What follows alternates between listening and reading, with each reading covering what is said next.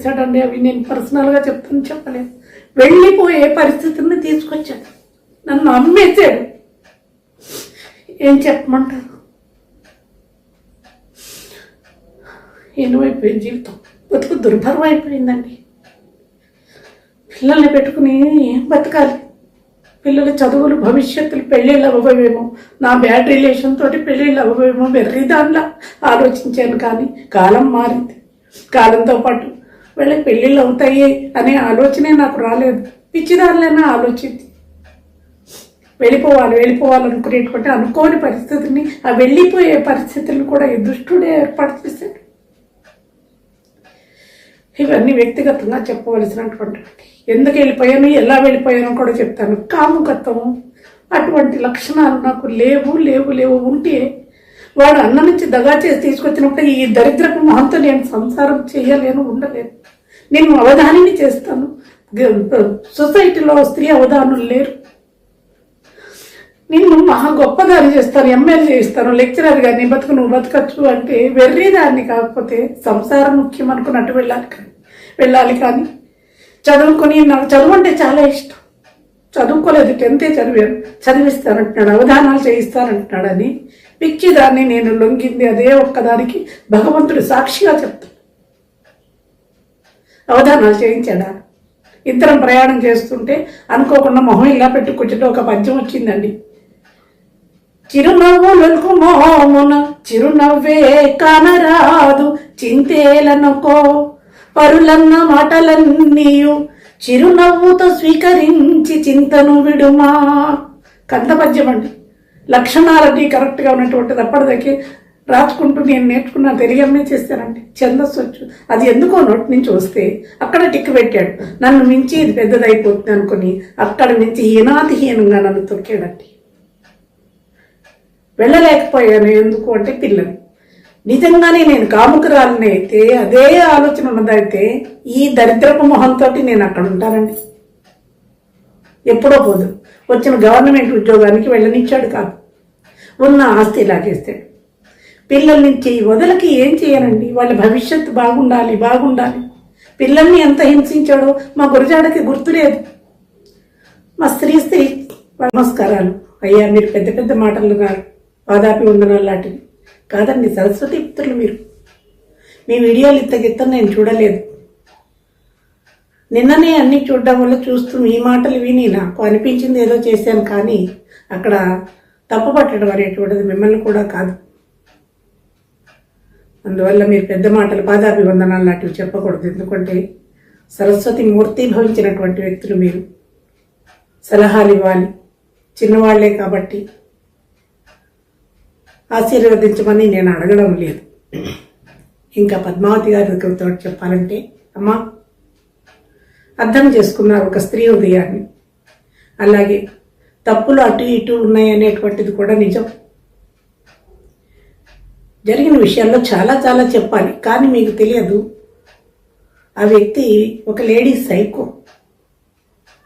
ఒక స్త్రీ జీవితం నాది ఎలా నలిగిపోయింది అనేటువంటిది మిమ్మల్ని నేను పర్సనల్గా కలిసే చెప్తాను.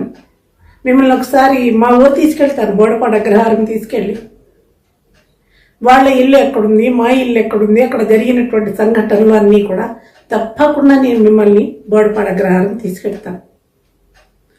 ఇంకొక మాట, గరికిపాటి ఎప్పటికీ వీడియోల ముందుకు వచ్చి మాట్లాడలేడు.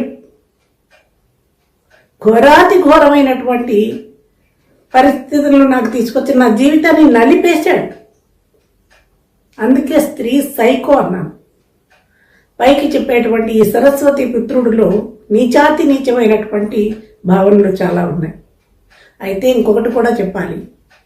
తప్పు చేసినది 40 ఏళ్ల క్రితం. అప్పటికి సరస్వతి పుత్రుడు కాదు, సామాన్యమైనటువంటి వ్యక్తి, నీచమైన భావాలు ఉన్నటువంటి ఒక దుష్టుడు.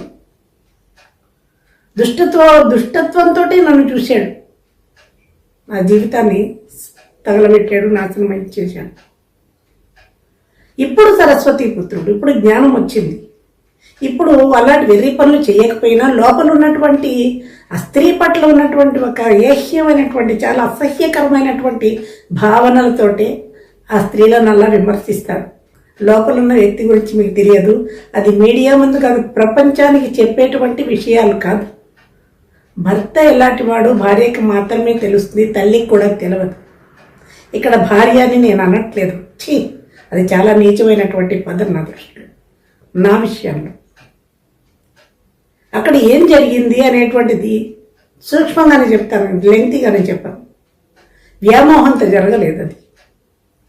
రావణాసురుడు సీతను ఎత్తుకెళ్ళాడు, తీసుకెళ్ళి రాక్షస స్త్రీలని కాపలా పెట్టాడు. ఎందుకు ఆమెను మనసును మార్చండి మార్చండి అని. సీతాదేవి అక్కడి నుంచి ఎక్కడికి పారిపోతుందండి? ఎక్కడికి తీసుకొచ్చాడో తెలియదు. ఎలా పెడుతుంది సీత? ఎక్కడికి పెడుతుంది? చుట్టూ రాక్షసులు ఉన్నారు కదా. నా పరిస్థితి అదే అయ్యింది. మీకు నిజాలు చెప్తున్నాను నేను.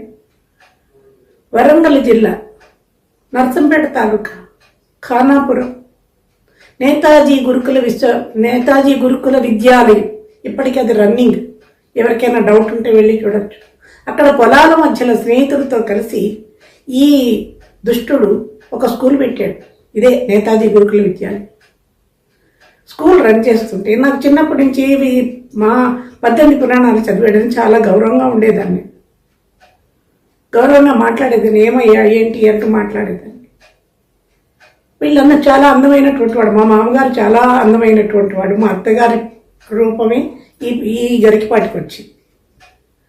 ఆయనతో నా వివాహం అయింది, కానీ కుటుంబాల మధ్య విభేదాల వల్ల పెళ్ళైన 3వ రోజు నుంచే నన్ను పుట్టింటికి వెళ్ళనివ్వలేదు. మా ఇద్దరి మధ్య ఎప్పుడైనా గొడవ వస్తే మీ నాన్నది మా నాన్నదే అనుకోవడమే తప్పితే మా ఇద్దరి మధ్య గొడవలు లేవు. ఎందుకంటే మాది అన్యోన్యమైనటువంటి దాంపత్యం, మంచి జీవితం. నాకు చాలా ఇష్టం ఉండేది. అందరూ ఇద్దరిని చూసి చక్కటి జంటను ముచ్చట పడేటువంటి వాడు.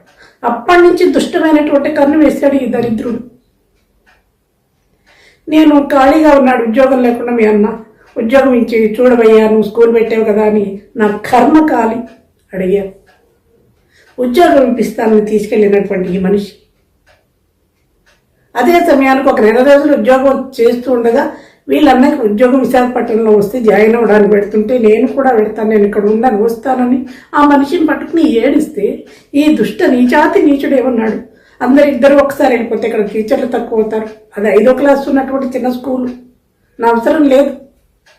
కానీ అన్నకి మాయ మాటలు చెప్పి నేను వారం రోజులు ఒక 10 రోజుల్లో చూసి నేను పంపిస్తాను, నువ్వు ఉంచు అంటే వేరే క్యాస్ట్ వాళ్ళైతే గుంజి లెంపమి కొట్టి నా పేళ్ళు ఇక్కడ ఎందుకు ఉంటుందిరా అని పట్టుకెడతారండి. మేము బ్రాహ్మణం కదా.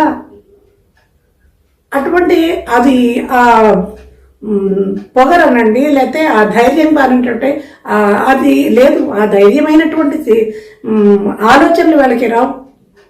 బ్రాహ్మణ తెలివైన వాడు కానీ భయస్తుడు. పైగా ఈ అన్నగారికి తమ్ముడు పట్ల అపారమైనటువంటి నమ్మకం. తమ్ముడే కదా ఉన్నాడు వాడు, నీకెందుకు భయం, ఈ అడవి అయినా పర్వాలేదులే అని నాకు నచ్చ చెప్పి నన్ను వదిలేసి వెళ్ళిపోయాడు. కానీ కూడా తీసుకెళ్తే ఇంత బాధ ఉండకపోను. కానీ నా కర్మ అది కూడా. ఇప్పుడు సత్యనారాయణ గారు, మొదలపూడి సత్యనారాయణ గారు చెప్పారు చూసారా, గత జన్మవేవో ఉంటాయి, ఆ కర్మలే నడిపిస్తాయి. ఈయన వెళ్ళిన 2వ రోజు నుంచే వీడు ప్రవచనాలు మొదలెట్టాడు నా దగ్గర. నేను తల్లితో సమానం ఏం మాట్లాడుతున్నామంటే అక్కడ జరిగిన వెర్షన్స్ని పద్మావతి గారు పర్సనల్గా చెప్తాను, వీడియోలో చెప్పలేదు. అక్కడ వ్యామోహంతో కూడినటువంటిది కాదు. ఎందుకు ఏం జరిగింది అనేది తర్వాత చెప్తాను. గతం అయిపోయిందండి. పాపమో పుణ్యమో, క్రితం జన్మ పాపాన్ని నేను కూడా అనుభవించబట్టే కదా ఈ జీవితం ఇలా అయింది. లేకపోతే ఆ మనిషితో ధర్మంగానే బతికి హాయిగా నాకు పెళ్ళిళ్ళు, పూజలు, నోములు, వ్రతాలు ఇష్టం, మనస్ఫూర్తిగా ఇష్టం. అన్నింటినీ కోల్పోయాను. నా కర్మ, వీడి పాల్పడ్డా. కానీ నా జీవితం చివరి వరకు నన్ను నలిపేసాడు. ఒక స్త్రీని హీనంగా నన్ను ట్రీట్ చేశాడు.